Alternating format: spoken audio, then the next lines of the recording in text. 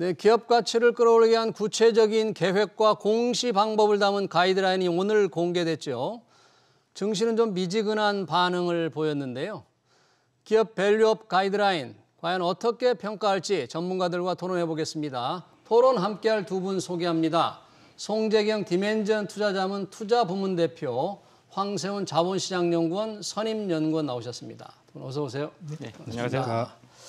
네, 투자자들이 기다려온 밸류 프로그램 드디어 베일을 벗었습니다. 오늘이 이제 2차 세미나에서 그 가이드라인이 전체적으로 윤곽이 드러났는데 과연 이걸 어떤 내용인지 1차와 좀 많이 달라진 건지 보강이 된 건지 황세훈 의원님 어느 정도 지금 오늘 발표된 걸 보면 이 밸류 프로그램 가이드라인 어떤 핵심적인 내용은 뭘로 봐야 될까요? 이게? 일단 기본적으로 기업들이 밸류 보고서를 이제 공시를 하도록 만드는데 그 공시될 보고서에 어떠한 내용들이 담겨야 될지에 대한 가이드라인이 제안되었다라는 것이 가장 중요한 특징이라고 볼 수가 있습니다. 예. 기본적인 방향성 자체는 그렇게 달라졌다고 평가하기는 어렵겠죠. 네. 2월부터 이제 밸류 프로그램들이 발표가 되면서 방향성에 대한 그런 이제 제안들은 계속해서 이루어져 왔고요. 예. 다만 이번 가이드라인 같은 경우에는 그러한 방향성을 달성하기 위해서 구체적으로 그럼 기업들이 무엇을 해야 되느냐.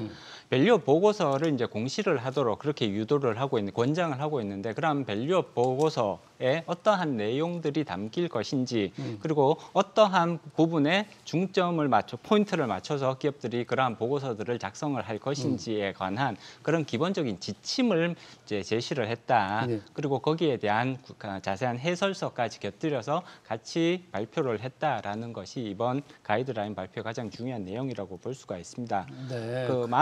많은 이제 투자자분들이 이미 밸류업에 대해서는 이제 많이 언론을 통해서 이제 많이 들으셨을 거예요. 근데 가장 중요한 부분은 그 밸류업 보고서 1년에 한 번 정도 정기적으로 공시될 걸로 예상이 되는데 그러한 보고서에는 기업의 기본적인 현황들 그리고 재무적 지표 또는 비재무적 지표를 어느 방향성에서 개선을 추진을 할 것이냐 목표치를 설정을 하고 향후 3년 또는 5년의 기간 동안 이러한 목표치를 달성하기 위해서 기업이 어떠한 노력을 할 것인가에 대해서 구체적이고 실현 가능한 그러한 설명을 제시할 것을 가이드라인에서는 요구를 하고 있습니다. 네, 그 가이드라인 기업이 좀 자율적으로 공시를 하게 되는데 그 자세한 내용은 조금 이따가 다시 한번 들여다보기로 하고요. 투자자들이 과연 어떤 내용이 포함될까 기대를 많이 해왔기 때문에 이 내용에 따라서 좀 주가가 그동안에도 영향을 많이 받았는데 오늘은 발표됐는데 그다지 뭐 반응이 좀 시큰둥한 것 같죠? 네, 뭐 사실 2월 달에도 1차 얘기 있었을 때 당일도 아마 제 기억엔 비슷하게 소위 루머에 사서 뉴스에 팔아라라는 그 격언이 현실화됐었고요. 네. 아마 오늘도 비슷한 것 같습니다. 그래서 기본적으로 그 사이에 지난 이게 2월 초부터 시작된 거지 않습니까? 그래서 지난 3개월간 보면은 확실히 밸류업 프로그램이 시장에 소개되면서 소위 금융주, 특히 은행주를 바라보는 시각들이 확실히 좋아지고 은행주, 예. 은행주가 이 자산보다 좀 주가가 너무 낮게 평가되었다 이렇게 보는 건가요? 사실 이거의 시발을 생각해 보시면 코리아 디스카운트를 네. 어떻게든 해결해 보자.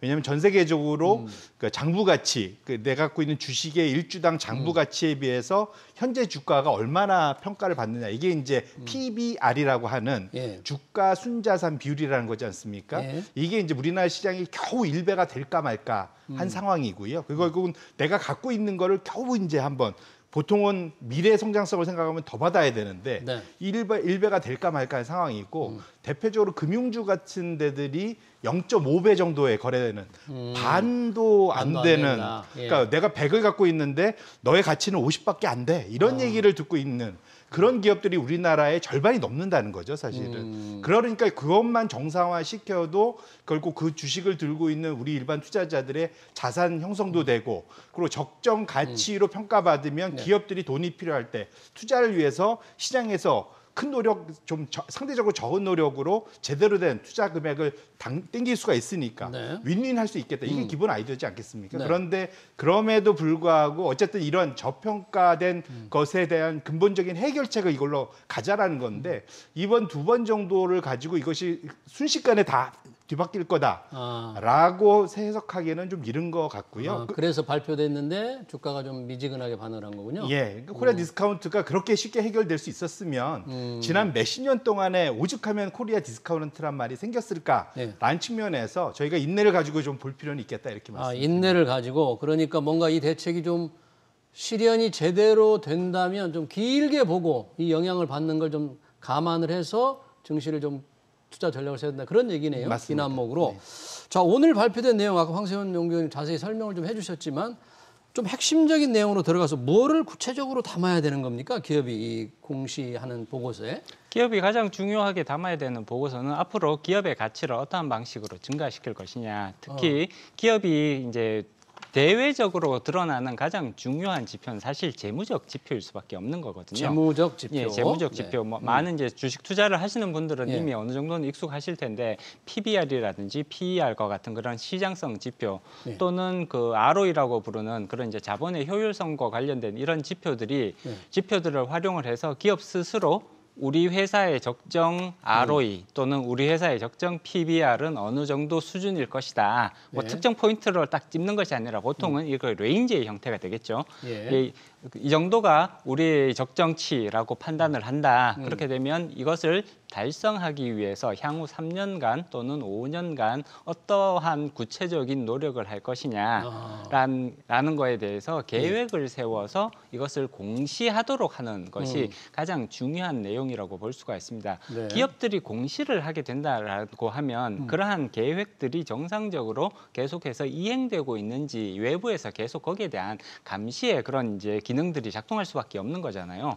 계획을 발표를 했으면 정상적으로 계획이 이행되고 있는지 그리고 그 계획의 효과가 제대로 나타나고 있는지 외부에서도 계속해서 거기에 따른 관심이 계속해서 유지될 가능성이 높고 그렇게 되면 이것이 어떻게 보면 기업들에 대한 일정 부분 그러한 이제 압박으로 작용할 수 있다. 이런 것들이 사실 가장 중요한 포인트라고 볼 수 있습니다. 그럼 재무적 지표 계획을 공시하는데 공시는 한국거래소 상장 공시 시스템에 공시를 하게 돼 있던데 네네. 이 상장 공시 시스템을 투자자들이 쉽게 접근하고 자주 보는 겁니까 이게?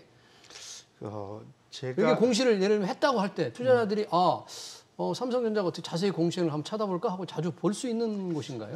네, 일단 기본적으로 보면 공시 시스템에 대해서는 모든 사람들에게 오픈이 되어 있습니다. 그래서 접속만 하면 그리고 접속해서 내가 관심 있는 기업 코드를 거기다가 집어넣으면 그 기업에서 지금 나오고 있는 모든 공시들을 다 볼 수 있는 시스템이거든요. 그렇기 때문에 기업 정보에 대한 가장 우선적인 그런 이제 정보의 원천 기능을 가지고 있습니다. 이걸요. 그래서 1년에 한 번 일단 공시를 하는 것으로 되어 있네요. 일단 기본적으로 주기에 있어서는 아무런 의무 조항은 없습니다. 기본적으로 이 밸류업 공시를 할 거냐 말 거냐에 대해서도 기업에 대해서는 자율성을 부여하고 있거든요. 이것을 할지 말지를 선택하는 것은 결국은 기업에 대해서 선택권을 인정을 하게 하고 있는 것이고요. 선택하는 기업들조차도 이것을 3개월에 한 번 할지 6개월에 한 번 할지 또는 1년에 한 번 할지를 본인 기업이 스스로 선택할 수가 있습니다. 물론 3개월 이렇게 자주 하게 되면 이것조차도 또 기업에 대한 부담이 증가하는 요소가 될 수 있는 거잖아요. 그래서 시장에서 예상하기에는 이것이 자율적인 공시 규제인 거고 그러니까 자율적인 선택에 의해서 할 수 있는 거지만 많은 기업들이 1년에 한 번 정도 공시를 하는 것을 선택하지 않을까 이게 시장의 기본적인 기대치라고 볼 수 있습니다. 그러면 만약에 재무적 목표를 공시를 했는데 투자자들이 다 기억을 했어요. 그 회사 주식이 PBR이 얼마나 올라가고 PER은 어떻게 올린다고 했는데 만약에 달성 못하면 혹시 이건 뭐 허위 공시가 되나요? 그럼? 그 미래에 관한 소위 의지치를 발표를 하는 건데 거기에 대해서 예를 들면 누구나 다 1등 하려고 열심히 공부하지만 1등은 한 명밖에 못 나오지 않습니까? 비슷한 것 같습니다. 물론 이제 이게 말씀 주신 대로 허위 공시까지는 아니더라도 목표치를 달성 못하면 의지치가 너무 높은데 달성 못하면 그게 주가에 반영이 되겠죠. 그리고 그거를 그 기간 동안 여기 3년에서 5년 정도 말씀하셨지 않습니까? 그 정도 경영진이 못하면 경영진이 갈리겠죠, 사실은. 그런 식으로 생각이 되기 때문에 말씀 주신 대로 이것 자체의 방향성은 그러니까 적어도 1년에 한 번 정도 하는 게 왜냐하면 이건 3년 3년에서 5년의 목표치를 발표하는 거기 때문에 이거를 그렇게 자주 발표하는 거는 오히려 그게 좀 이상한 거다라고 저는 생각을 하고요. 예. 다만 대부분의 상장 기업들은 IR을 보통 잘한다고 하는 기업들은 분기에 한 번 실적 발표회란 걸 합니다. 발표, 네. 그때 사실은 이런 중장기 계획이 어떤 스텝으로 진행하고 있는지 충분히 보고할 수 있는 기회가 분기에 한 번은 마련이 됩니다. 그래서 네. 본인들이 의지치만 있으면 분명 질문도 나올 수 있고 이런 것들은 보통 실적 발표 때는 잘 안 다루던 것들이거든요. 그러니까 기본적인 큰 자본 투자의 흐름, 기본적인 주주환원의 방향성, 그다음에 큰 그림에서 뭐 어떤 식으로 어느 방향으로 성장을 이끌어 나갈지 그걸 얘기한 것들이 지금 어떤 식으로 진행되고 있는지에 대한 네. 정량적인 거 말고 정성적인 것도 같이 얘기할 수 있는데 거기에 대해서 자랑할 거리가 있으면 또는 변명할 거리가 있으면 분기 실적 발표 때마다 얼마든지 할 수 있을 거거든요. 네. 그래서 이거는 요 공시 하나만으로 모든 것이 해결된다라고 보기보다는 기존에 하던 것과 더해져서 더 종합적이고 더 미래지향적이고 좀 더 중장기적인 방향성으로 기업들이 스스로를 좀 자기들을 밸류업 시키는 데 필요한 것들을 잘 홍보할 수 있는 하나의 그런 수단 또는 일부 좀 강제적인 어쩔 수 없이 소위 강제화되는 그런 수단으로 활용이 되는 것이 적절하지 않겠냐 이렇게 생각합니다. 그러면 아까 재무적 지표 또는 여러 가지 사업 계획을 다 이렇게 공시를 하게 되는데 이게 조금 기업들에게 좀 부담이 될까요? 이걸 공시하게 되는 게 일단 새로운 일이 늘어나는 뭐 이렇게 되나요? 일단 보고서를 기본적으로 작성을 해야 되기 때문에 거기에 따른 부담이 일정 부분 증가하는 것은 불가피할 걸로 평가할 수가 있습니다. 다만 그럼에도 불구하고 여기에 담기는 내용들을 살펴보면 기업들이 보통 보면 연말 정도 되면 내년도 계획들을 세운단 말이에요. 예. 경영 전략이라든지 그다음에 투자 계획이라든지 이런 것들을 다 세우기 때문에 그러한 내용들이 대부분 여기에 담기게 된다. 여기 이제 추가적으로 재무적인 목표, 그다음에 비재무적인 목표들 이런 내용들이 추가적으로 더 얹어지는 그런 개념이라고 볼 수가 있는 거고요. 예. 또 한 가지 또 비재무적인 요소 같은 경우에는 이미 한국거래소에서 기업 지배구조 보고서를 공시하도록 그렇게 이미 되어 있거든요. 예. 그런 내용들이 또 상당 부분 겹치는 부분들이 있기 때문에 일정 부분 그 보고서 작성에 대한 부담이 늘어나는 것은 불가피하겠으나 그 늘어나는 폭이 아주 대규모로 늘어날 가능성 자체는 높지 않아 보인다. 이 정도로 평가해 볼 수가 있습니다. 네. 그렇다면 이 기업 밸류업 주가를 가치 이상으로 가치를 제대로 평가받게 주가를 이제 끌어올리겠다는 건데 얼마나 효과가 있을까요? 이 지금 오늘 발표된 가이드라인 밸류업을 시킬 수 있을 정도로 충분하다고 보십니까? 일단은 오늘 발표된 거는 글자 그대로 전 실무자들 위한 그 문서 작성, 공시를 어떻게 할지의 큰 방향성과 그것의 구체적인 예시 뭐 이런 것들을 사실 제시했기 때문에 오히려 그래서 뭐 그걸 받아볼 우리들 입장에서 보면은 이게 가슴에 확 안 와닿을 것 같아요. 투자자들 입장에서는 예. 이건 실제로 나와보고 그게 어떤 식으로 이루어지는지 시간이 지나야 일단 알 수 있을 것 같고요. 중요한 거는 아까 우리 박사님께서도 말씀 주셨지만 이게 내부적으로만 공유되던 내부적인 그런 1년 단위, 뭐 3년 단위의 성장 계획, 내부의 대주주를 위해서 보고되던 것들이 어느 정도는 일정 부분 오픈돼서 그러니까 소액 주주들도 같이 공유하게 된다는 것이 첫 번째 저는 큰 의의가 있다 네. 말씀드리고 싶고요. 두 번째로는 이게 이제 일본에서 썼던 전략이죠. 그러니까 알려서 창피 주기, 네임 앤 쉐임드라는 거지 않습니까? 일본에서도 지금 이 밸류 프로그램이 나와서 주가를 굉장히 띄우는 데 큰 기여를 했잖아요. 우리가 좀 그걸 조금 이 벤치마킹해서 지금 하는 건 아닙니까? 맞습니다. 그러다 보니까 이걸 일단은 그래도 좀 등 떠밀려서라도 자발적이긴 하지만 반강제로 어쨌든 이걸 공시하고 나면 그거를 아무래도 지키려고 애를 쓰지 않겠습니까? 예. 그러다 보면 이제 서로 이제 결국은 결과론적으로는 밸류가 업되는 그런 방향으로 끌고 가자는 게 이게 기본적인 취지고 그래서 제 생각에 이게 첫 술에 배는 안 부르겠지만 많이 참여할 것 같아요. 기업이 적극적으로 호응할까요? 그게 이제 그럼 결국 인센티브가 이번에 적절하냐? 인센티브 충분해요? 제가 보기에는 기업들은 아직은 충분하지 않다라고 충분하지 않다. 느낄 확률이 어느 정도 있지 않을까 이렇게 생각은 합니다. 네. 황세현 연구원님 어떻게 보십니까? 인센티브로서 충분한지 이 정도면 기업들이 적극적으로 호응해서 공시를 활발하게 할지 어떻게 보세요? 네, 일단 지금 인센티브 자체가 지금 마련되고 있는 과정이기 때문에 앞으로 이제 추가적인 인센티브가 더 이제 구체적인 형태로 나타나지 않을까 이렇게 예상을 해봐야 될 것 같습니다. 밸류 프로그램의 내용들을 살펴보면 어떻게 해석을 하면 이것이 기업들이 기업들이 이미 가지고 있는 기득권을 상당 부분 조금 이렇게 포기를 하라라는 이렇게 들릴 가능성이 충분히 있거든요. 기득권을 포기하라는 요구일 수 있다. 어떤 네네. 면에서 그럴까요? 일단 예를 들자면 이제 자사주와 관련된 그런 부분들을 살펴보면 기업들이 현재 자사주를 보유를 하고 이것을 기업의 이해관계에 따라서 활용하는 것 자체에 큰 제약은 없는 상황이란 말이에요. 네. 근데 향후에는 이러한 이제 밸류 프로그램들을 통해서 자사주를 매입을 어떤 방식으로 하고 그다음에 거기에 대해서 소각을 어떤 방식으로 할 건지 뭐 이런 부분들을 요구하는 목소리가 점점 더 강해질 수밖에 없다고 봅니다. 자사주를 기업이 사서 보유하고 있는 기업, 대주주가 활용하기 위해서 보유하고 있는 기업들에 대한 압력으로 작용할 수 있다. 그런 얘기네요. 뭐 그럴 가능성이 이제 높아지는 거거든요. 그렇게 된다면 결국은 기업들은 현재에는 굉장히 편하게 예를 들어 자사주 같은 것들을 활용을 할 수가 있었는데 이런 부분들이 더 불편해진다거나 혹은 외부의 눈치를 더 많이 봐야 되는 그런 상황으로 갈 수 있단 말이죠. 예. 그렇게 되면 기업들은 이제 이것이 이전에는 쉽게 말해서 조금 편안하게 편리하게 활용을 했던 것들이 불편하게 바뀐다라는 것을 의미하는 거고 예. 기득권을 조금 내려놔야 되는 것이 아니냐 이런 식으로 해석하는 것이 충분히 가능하지 않을까 그렇게 네. 봤을 때는 당연히 이런 불편함을 감수해야 되는 거에 대해서 일정 부분 인센티브가 제공될 필요성이 있다. 그래야 기업들이 훨씬 더 자발적으로 자율적으로 참여할 수 있는 유인들이 생기는 거거든요. 예. 일단 인센티브의 방향성 자체는 긍정적으로 평가할 수 있다고 봅니다. 아직 구체적인 모습이 나오지는 않았어요. 인센티브요? 네, 네. 그렇게 물론 이제 세제 행정과 관련된 부분에 있어서는 이러이러한 방식의 인센티브를 제공을 하겠다라고 이제 그 이미 발표를 한 바가 있죠. 그렇지만 시장에서는 그것보다는 조금 더 강한 수준의 인센티브가 필요하다라는 목소리가 많았고요. 이제 이런 목소리에 대해서 그러니까 배당 소득을 분리과세를 한다든지 배당 소득 분리과세. 예, 분리과세를 한다든지 또는 주주 환원을 더 높이는 부분에 대해서는 일정 부분 송금으로 인정해서 법인세를 감면할 수 있는 그런 방향성을 모색하겠다라는 것이 정부의 기본적인 입장인 거잖아요. 예.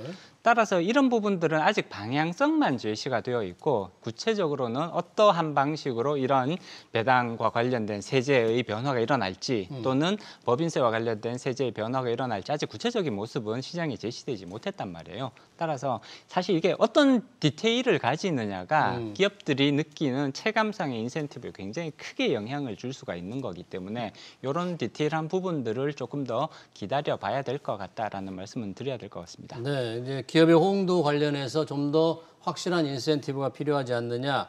그 관련해서 이 배당을 좀 많이 하는 기업들 법인세를 좀 감면해 준다든지 또는 자사주를 소각하는 걸 좀 적극적으로 유도하고 또 배당 소득의 분리과세 이게 법을 고쳐야 될 텐데 이 부분은 어떻게 보십니까? 지금 정부가 좀 의지는 있어 보이는데 이 정부 의지만으로 될 수 있는 건 아니잖아요. 의지도 좀 강하게 표현된 것 같지도 않아요. 오늘 보니까.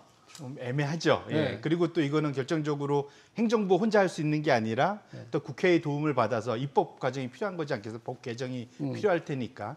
근데 근본적으로 좀 돌아가 보면 사실은 이게 거꾸로 우리는 이제 자사주를 갖고 있는 걸 어떻게 그 딴 데 활용 못하게 하려고 애를 쓰는 걸 고민하는데 예를 들면 대표적으로 미국은 자사주 소각을 못하게 하려고 거꾸로 너무 많이 해서 거기에 대해서 세금까지 이번에 바이든 정부에서 물게 했지 않습니까? 1%. 자사주 소각을 기업들이 다 하니까. 예, 너무 많이 한다고 생각하는 거죠. 너무 좀 투자 좀 많이 하지 거꾸로. 우리는 안 하는데 예, 미국 거기는 기업들은 너무 많이 해서. 그럼 왜 이런 차이가 벌어질 잘 거냐를 고민할 벌어지죠. 필요. 네. 결국은 제가 생각하기에는 경영진이 본인들의 인센티브가 어디 있냐를 보면 주가가 상승하면 거기서 얻는 인센티브가 가장 크다라는 거죠. 미국 기업들? 네네, 그렇죠. 결국은 우리나라 경영진이 어떠한 행동을 본인이 해서 얻는 인센티브가 뭘까를 제일 봤을 때 기업의 법인세 좀 깎아주고 또 예를 들면 뭐 대주주 뭐 배당 분리과세야 대주주 좋으니까 그렇게 할 수도 있겠죠. 근데 어쨌든 그런 근본적인 모든 게 그러니까 그런 노력을 기울였을 때 소액주도 좋고 회사도 좋고 이렇게 다 되려면 기본적으로는 큰 거는 결국은 이게 다 밸류업, 주가를 끌어올리자는 게 목표지 않습니까? 네. 그래서 사실은 경영진의 제일 목표 그 평가가 결국은 주가를 얼마나 오랫동안 잘 끌어올리느냐 그걸로 경영진의 평가받게끔 그 모든 게 사실 거기다 녹아지거든요. 예. 이게 이제 단기간에 끌어올리는 걸 말고 장기적인 그런 주가 상승률로 평가를 받게끔 해주는 거 이런 것들이 꼭 저는 중요할 거다. 예, 경영진의 평가가 이제 주가 상승, 장기적인 주가 상승의 어떤 기준을 좀 삼아야 된다. 관련해서 그러려면 주주들한테 좀 많이 돌려줘야 되잖아요. 배당을 많이 해야 되니까. 그리고 자사주 소각도 뭐 주주들한테 돌려주는 거니까 이 주주 환원율을 높여야 되는데 일각에서는 주주 환원율을 높이는 게 정말 정답이냐 아니면 미래를 위해서 투자를 조금 더 하는 것이 오히려 주가를 올리는 데 도움이 되지 않겠냐. 뭐 이런 좀 논쟁이 있는 것 같아요. 어느 쪽이 저 우선시해야 될지. 네, 일단 미래에 대한 투자 기회가 있다면 당연히 미래에 대한 투자를 우선적으로 집행하는 것이 기업의 장기적인 영속성, 지속 가능성 그리고 기업의 성장 가능성을 생각해 봤을 때는 훨씬 더 중요한 방향성이라고 볼 수가 있습니다. 그렇기 때문에 사실 대부분의 투자자들이 이 부분에 대해서는 동의하실 거라고 생각합니다. 기업이 투자 기회가 있다면 당연히 내부적으로 확보한 자금들, 이익잉여금이라든지 순이익을 당연히 투자에 사용을 하는 것이 가장 합리적인 그런 방식이라고 볼 수가 있습니다. 근데 이제 그동안 이제 우리가 많이 지적해 왔던 부분은 우리나라는 지금 현재 저성장 국면들이 이어지고 있기 때문에 기업들이 마땅한 투자처를 찾아내기가 예전에 비해서는 많이 힘들어져 있는 상태거든요. 투자처가 있다면 당연히 여기에 우선적으로 자금을 사용하는 것이 가장 합리적인 결정이라고 볼 수가 있습니다. 그렇지만 현재처럼 저성장 국면이 계속해서 이어지고 마땅한 투자처를 찾아내기 점점 더 어려워지는 상황이라면 그러면 단순히 기업에 자금을 쌓아놓는 것보다는 투자자들에게 환원을 해서 투자자들이 그것을 소비로 연결시킨다거나 혹은 개인의 효용을 높일 수 있는 방향으로 활용을 할 수 있도록 이렇게 그 기회를 부여를 하는 것이 오히려 합리적일 수가 있는 거죠. 네, 투자할 곳이 있으면 투자하는 게 좋지만 그래도 현금을 쌓아둘 것보다는 돌려준다 주주들에게. 뭐 미국 기업들이 그걸 굉장히 많이 하는 거 아닙니까? 주주 환원. 맞습니다. 우리에 비해서는 압도적으로 좀 늘리고 있는 거죠. 미국 기업들은. 그러니까 앞서 우리가 봤듯이 ROE를 표시를 하는 이유가 자기 자본 대비 내가 투하한 거죠. 거기에 대비 매년 당기 순이익을 얼마 버냐. 그게 ROE거든요. 근데 우리나라 대략 한 8, 9%밖에 안 되거든요. 8 내지 9%. 네, 8에서 9%인데 평균 전 세계적으로 선진국들은 한 16% 되고요. 우리의 거의 2배. 그러니까 거의 전 세계 기준으로도 15% 정도가 됩니다. 그러면 결국은 우리나라가 돈을 크게 못 버냐? 꼭 그렇진 않고 돈을 벌리면 이 돈을 갖고 배당도 하고 투자도 하고 일부 남기기도 하고 하지 않습니까? 덜 주고 많이 남기다 보니까 자본이 더 빨리 성장하는 거예요. 벌어들인 이익 때보다. 분모가 더 크다. 그런 맞습니다. 분모가 계속 커진다. 그러다 보니까 이것이 점점 전 세계적인 수준에서 멀어지게 된 거고요. 그 지표가 쉽게 보면 말씀 주신 주주 환원, 배당과 자사주를 합친 게 우리나라 평균 2% 초반대인데 미국은 4% 중반까지 가거든요. 결국 우리 2배입니다. ROE가 2배 차이 나는 아이는 이유가 딱 그거거든요. 그래서 결론적으로는 이런 주주 환원, 아까 말씀 주신 대로 미래 투자를 위해서 나 좀 돈을 쟁겨놔야 돼. 그때 정말로 돈이 필요하면 기업들이 증자하면 됩니다. 다시 그 시점에서. 하면 된다. 네, 그렇게 그래서 결국은 제가 그 2000년도 초반에 외국인 투자자, 글로벌 큰손들이 국내 들어와서 기업들 돌아다닐 때 꼭 물어보는 게 뭐냐면 캐시 매니지먼트에 당신네들의 팔로시가 어떻게 되느냐. 그러니까 자본을 어떻게 그렇죠. 현금을 어떤 식으로 관리하는지 너희들의 기준이 뭐고 앞으로의 방향성이 뭐냐를 꼭 물어보더라고요.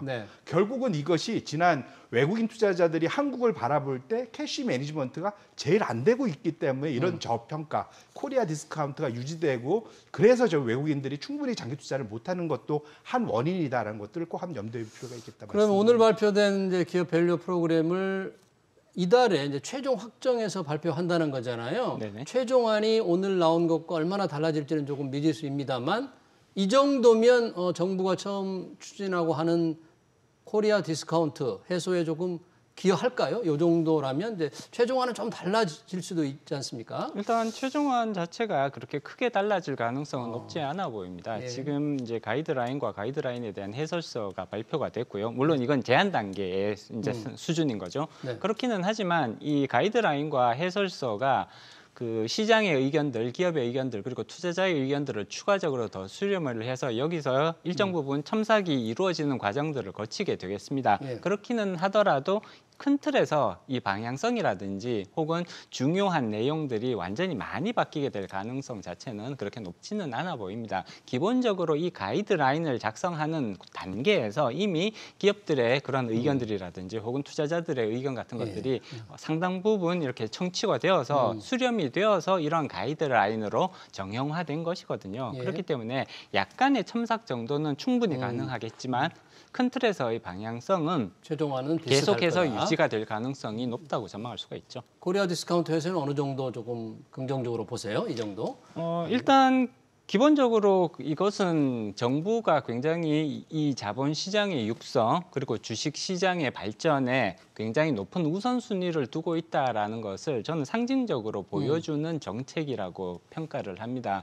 앞으로 자본시장을 그러니까 금융시장에 있어서 자본시장의 역할이 점점 더 중요해지고 커질 수밖에 없다라는 그런 상황 인식, 정부에서도 그런 상황 인식을 가지고 있다라는 점이 구체적인 정책으로 지금 현실화되는 과정이기 때문에 기본적으로 향후 대부분의 정부 정책 방향이 자본시장의 육성과 주식시장의 육성 이런 부분들의 우선순위가 상당히 높게 매겨질 가능성이 높다는 것을 감안을 하면 결국은 시간은 조금 걸리겠습니다만 이것이 한국 기업의 밸류업으로 귀결될 가능성은 저는 상당히 높다고 전망을 합니다. 그래요?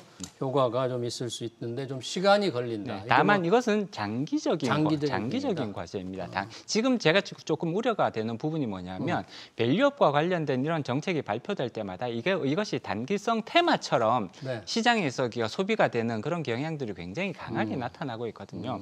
이러한 정부 정책은 장기적인 관점에서 추진이 되는 것이고요. 그리고 기업들이 어떠한 구체적인 계획을 들고 나오느냐에 따라서 굉장히 큰 차이를 만들어낼 수가 있습니다. 그렇기 때문에 우리가 향후 더 관심을 가져야 되는 부분은 그럼 기업들이 여기에 대해서 어떠한 방식의 보고서를 가지고 나올 것이냐, 어떠한 공시로 이제 기업의 밸류업을 자체적으로 추진할 것이냐. 저는 이런 이제 디테일에 우리가 조금 더 집중을 할 필요가 있다고 생각을 하죠. 네, 송재영 대표님께는 뭐 여튼 이게 좀 시간이 오래 걸리는 장기적으로 효과를 낼 수 있다고 보는 의견이 있긴 합니다만 기업 밸류업이 나올 때마다 조금 상당히 투자자들 관심을 가졌는데 이런 대책과 가이드라인과 관련한 뭐 투자 전략이랄까 조금 주의를 해야 된다는 건 뭐가 있을까요? 모든 제도는 당근과 채찍이 있어야지 같이 움직이지 않습니까? 아까 우리 인센티브 당근 얘기 많이 했습니다.